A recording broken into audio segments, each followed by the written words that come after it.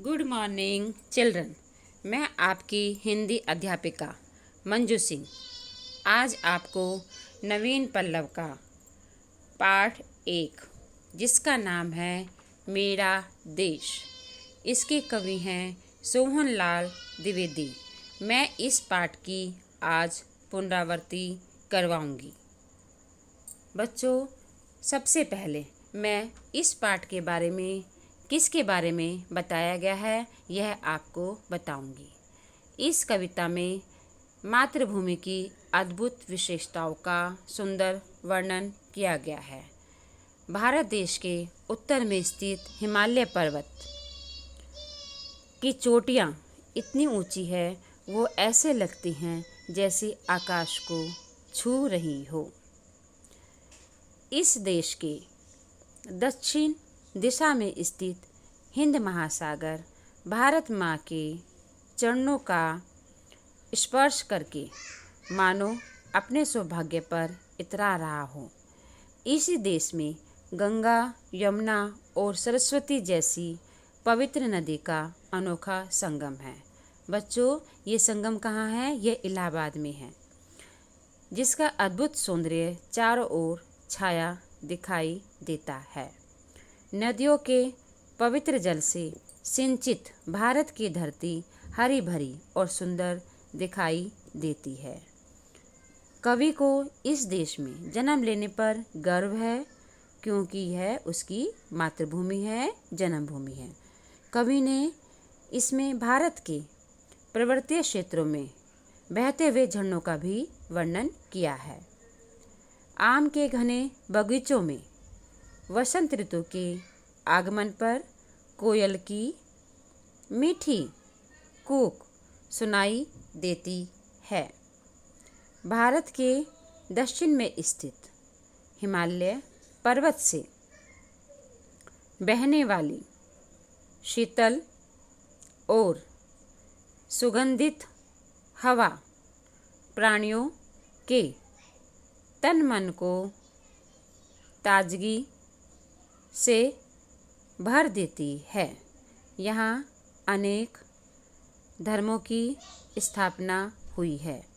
हमारा देश कर्म प्रधान देश है।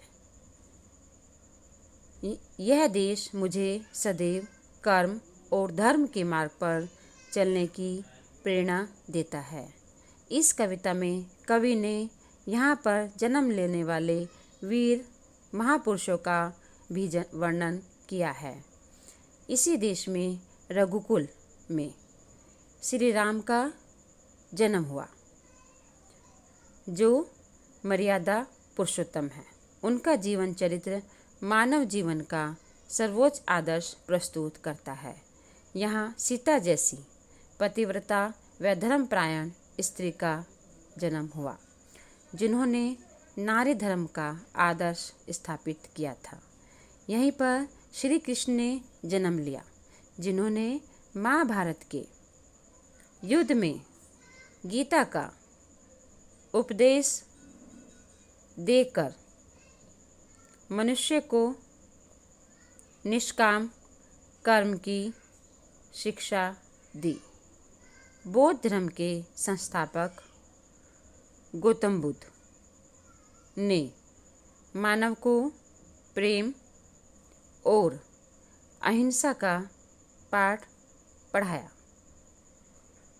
बुद्ध ने लोगों को माया मोह आदि विकारों से मुक्त होकर ज्ञान मार्ग पर चलने का संदेश दिया है। यह जो भारत भूमि है, यह शांति और अहिंसा की वाहक है तथा धर्म और न्याय की रक्षक है। बच्चों, अब हम शब्दार्थ की पुनरावृत्ति करेंगे। पखाड़ना। पखाड़ना का अर्थ है धोना। पग। पग का अर्थ है पैर। नित। नित का अर्थ है रोज। सिंधु। सिंधु का अर्थ है समुद्र। पुण्य। पुण्य का अर्थ है पवित्र। पुनीत। पुनीत का अर्थ है पवित्र। बच्चों, ये शब्दार्थ आपको अपनी कॉपी में लिख कर याद करने हैं। उत्तर लिखिए। बच्चों, ये प्रश्न उत्तर भी आपको याद करने हैं और अपनी कॉपी में लिखने हैं। प्रश्न नंबर 1, हिमालय क्या करता है? उत्तर, हिमालय आकाश चूमता है। प्रश्न नंबर 2, कौन कौन सी नदियाँ लहर रही हैं? उत्तर, गंगा और यमुना पवित्र नदियाँ लहर रही हैं। प्रश्न नंबर 3, कविता में भूमि के लिए कौन कौन से विशेषण दिए गए हैं? कविता में भूमि को पुण्य भूमि, स्वर्ण भूमि और मातृभूमि विशेषण दिए गए हैं।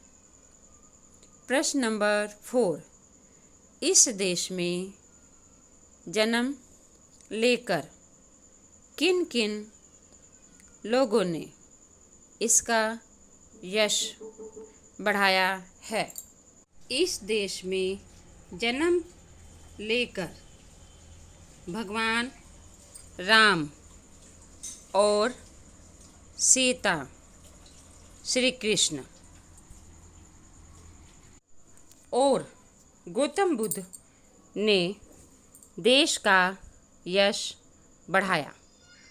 प्रश्न नंबर 5, गौतम बुद्ध ने संसार को क्या दिया? उत्तर, गौतम बुद्ध ने संसार को दया और अहिंसा का संदेश दिया। बच्चों, ये प्रश्न उत्तर आपको याद करके अपनी कॉपी में लिखने हैं। व्याकरण बोध। दी गई क्रियाओं को उदाहरण के अनुसार 3 कालों में लिखिए। बच्चों, ये काल हैं, इसमें आपको भूतकाल, वर्तमान काल और भविष्य काल में बदलना है। 1, चूमना। चूमना का वर्तमान काल होगा चूमता है। भूतकाल होगा चूमा। भविष्य काल होगा चूमेगा। 2, संवारना। संवारना का वर्तमान काल है संवारता है। भूतकाल है संवारा। भविष्य काल है संवारेगा। 3, गाना। गाना। गाना का वर्तमान काल है गाता है।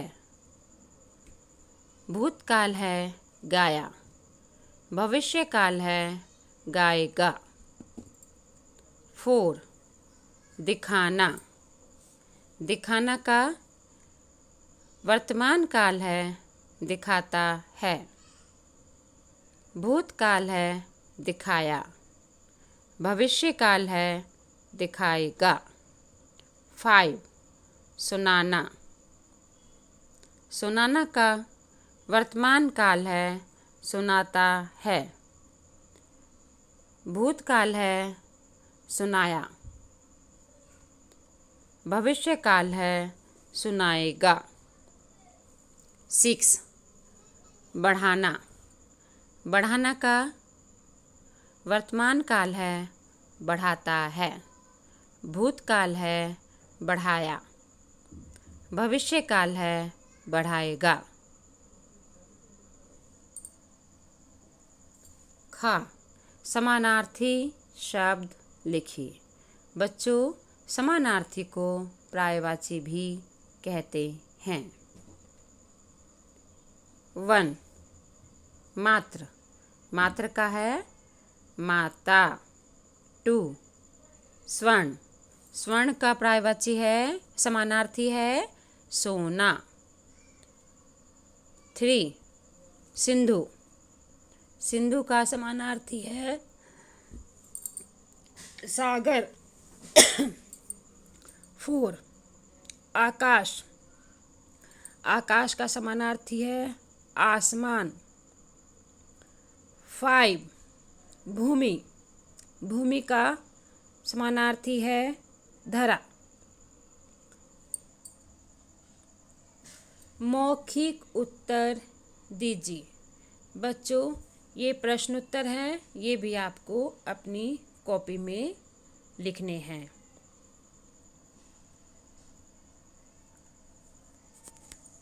प्रश्न नंबर 1, सीता के पिता का नाम बताइए। उत्तर, सीता के पिता का नाम जनक था। प्रश्न नंबर 2, श्री कृष्ण ने गीता का उपदेश किसे दिया था। उत्तर, श्री कृष्ण ने गीता का उपदेश अर्जुन को दिया था। बच्चों, जब हमारे यहाँ अर्थात हमारे देश में महाभारत का युद्ध हुआ था, यह महाभारत का युद्ध कौरवों और पांडवों के बीच हुआ था। इस युद्ध में श्री कृष्ण भगवान अर्जुन के सारथी बने थे। उन्होंने अर्जुन को गीता का उपदेश देकर कर्म करने का शिक्षा दी थी। प्रश्न नंबर 3, गौतम बुद्ध के पुत्र का क्या नाम था। बच्चों, गौतम बुद्ध का बचपन का नाम सिद्धार्थ था। उनके पुत्र का नाम राहुल था। गौतम बुद्ध के पुत्र का नाम राहुल था। प्रश्न नंबर 4, प्रयाग में किन किन नदियों का संगम है। उत्तर, प्रयाग में गंगा, यमुना और सरस्वती का संगम है। यह कहाँ है बच्चों? यह गंगा और यमुना सरस्वती का संगम कहाँ है? इलाहाबाद। इलाहाबाद को प्रयागराज भी कहा जाता है। बच्चों, आपको यह पाठ समझ में आ गया होगा। अब आपके यूटी मतलब यूनिट यूटी स्टार्ट होने वाले हैं। इसमें नवीन पल्लव का पाठ 1 और 2 आएगा। आज मैंने पाठ 1 की पुनरावृत्ति कराई है। बच्चों, आपको इस पाठ के प्रश्नोत्तर, शब्दार्थ, श्रुतलेख और संपूर्ण अभ्यास कार्य लिख लिख कर याद करना है।